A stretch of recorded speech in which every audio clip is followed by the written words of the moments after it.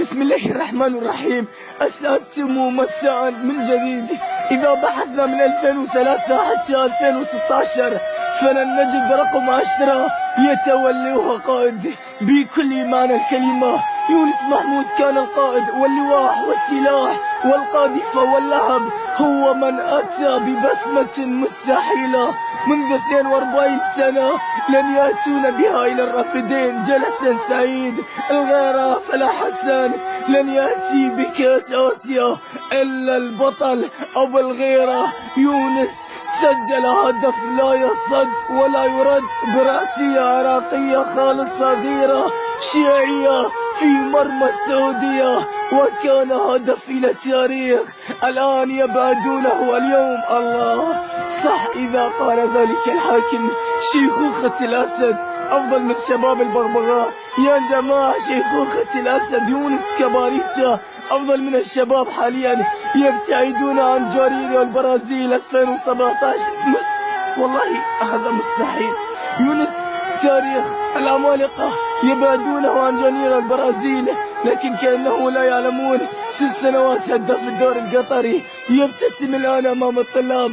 سيبقى القائد، سيبقى اللواح، سيبقى محمود يبتسم.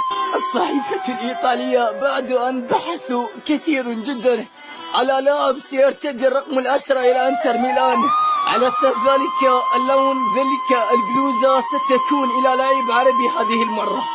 بحثوا بين الأسماء عبر الكمبيوترات والدولات، وصلوا إلى ياسر القحطاني فتعدوه، وصلوا إلى اسماعيل مطر فتعدوه، وصلوا إلى مرغد الزين فتعدوه، وصلوا إلى لاعبة كبار فتعدوه، وصلوا إلى تيسير الجاسم أيضا تعدوه، وصلوا إلى سيد محمد عدنان أيضا لن يقبلون عليه. لكن قال لهم بوفون أنا في يوم من الأيام رأيت عبر شريط التلفاز هناك لاعب عراقي سجل هدف الحسام، هدف الانتصار إلى العراق. يدع يونس محمود خلونا نراه، خلونا نراه، خلونا نرى كيف يتعامل مع الكرة لكي نهدي له ذلك البلوزة.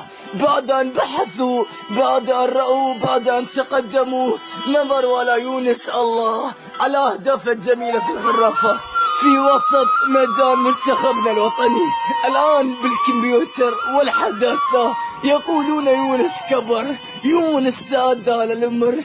يا جماعة فارس عوض يقول كيف نسيتم أيها العراقيين يوم 2007 3/7/2007 الدقيقة 71 و13 ثانية سجل الصحيفة الإماراتية هي من التي بدأت الأول.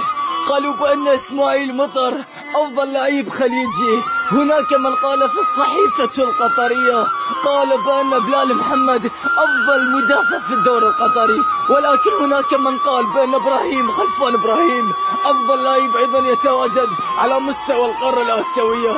لكن نحن لا نتكلم. عشاق يونس محمود ما نبي الآن لحد الآن ساكتين، ما نبي إلا نتكلم. شكرا إلى الزميل خالد جاسم بعد أن قال كلمة الله على ذلك الكلمة. قال في الدوري والكاس في التحديد في 2008 بعد أن كان 34 هدف الكابتن يونس محمود قال يونس لاعب واحد لا يتكرر. إن كان هناك 39 يشبهونه فعليكم الاتصال وهذا رقمي. لأن الشغلة مؤيس منها. يونس محمود هو القائد. الله لا ذلك القائد سجل 6 ولا 8 مرات هدف الدوري القطري، أهداف كثيرة إلى المنتخب العراقي. آسيا 2007 ما تحقق لنا هذا الرقم إلا براسية الكبير يونس، إلا بالتاريخ السفاح، إلا بجذور ابن الطلاب. يونس الأسطورة، يونس التاريخ، يونس الرافدين، يونس العرب، يونس النخيل، يونس كل شيء.